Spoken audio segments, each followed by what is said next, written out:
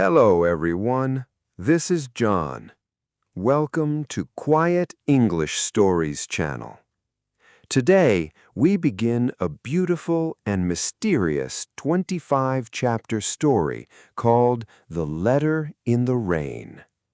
This is the story of Daniel, a young man whose ordinary life changes forever when a mysterious woman gives him a letter.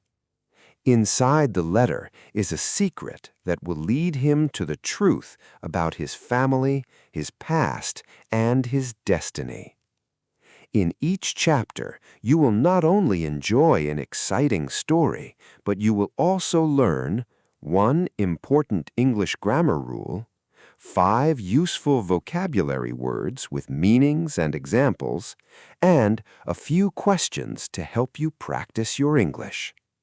This story is designed especially for English learners, so listen carefully, repeat the sentences, and try to understand the new words and grammar. And be careful, every chapter ends with a surprising twist that will make you want to keep watching. Let's begin. The rain fell softly over the old streets of Barcelona, turning the stone sidewalks into mirrors of light. 25-year-old Daniel walked home after another long day at work. He was a quiet man who lived alone in a small apartment above a bakery. Every morning he woke up at 7 a.m., made a cup of coffee, and watched the city come to life from his window. His life was simple. He worked, he ate, he slept, and every day felt exactly the same.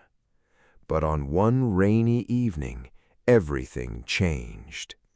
As Daniel hurried through the narrow streets, he noticed an old woman sitting alone on a bench. She wore a dark blue coat and held a small, elegant envelope in her trembling hands. "Excuse me," she said gently. Daniel stopped. "Would you please deliver this letter?" Daniel looked at the envelope. His name was written on it.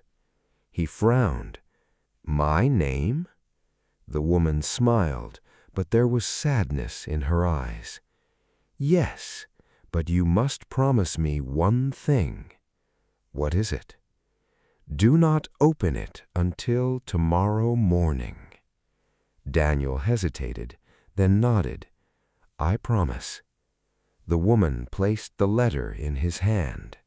Her fingers were cold as ice. Daniel looked down at the envelope for only a second. When he looked up again, the bench was empty. The woman had disappeared. Daniel's heart began to pound. Who was she? How did she know his name?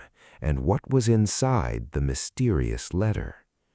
That night, he placed the envelope on his bedside table. He stared at it for hours. At midnight, he almost opened it. At 2 in the morning, he touched the seal. At 4, he finally fell asleep. When the sun rose, Daniel opened his eyes and reached for the letter. His hands trembled as he broke the seal. Inside was a single sentence. "If you want to know the truth about your mother, go to the old train station at exactly 6 p.m. Daniel froze. His mother had died 20 years ago. At least that was what he had always believed. He looked again. There was one more line written in smaller letters. "Come alone." That evening, as the clock struck 5:59, Daniel stood before the abandoned train station.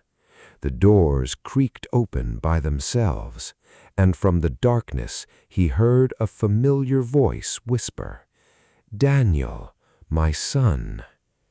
Who was waiting for him inside? Now, let's look at the grammar rule from this chapter. In each episode, we will study one important grammar rule used in the story. I will explain when we use it, how to form it, and show you clear examples from the story and from daily life. Don't worry if grammar feels difficult. By learning grammar through stories, you will understand it naturally and remember it more easily. Now, let's learn 5 useful words from this chapter. For each word, I will explain its meaning in simple English and give you an example sentence to show you how it is used in real life.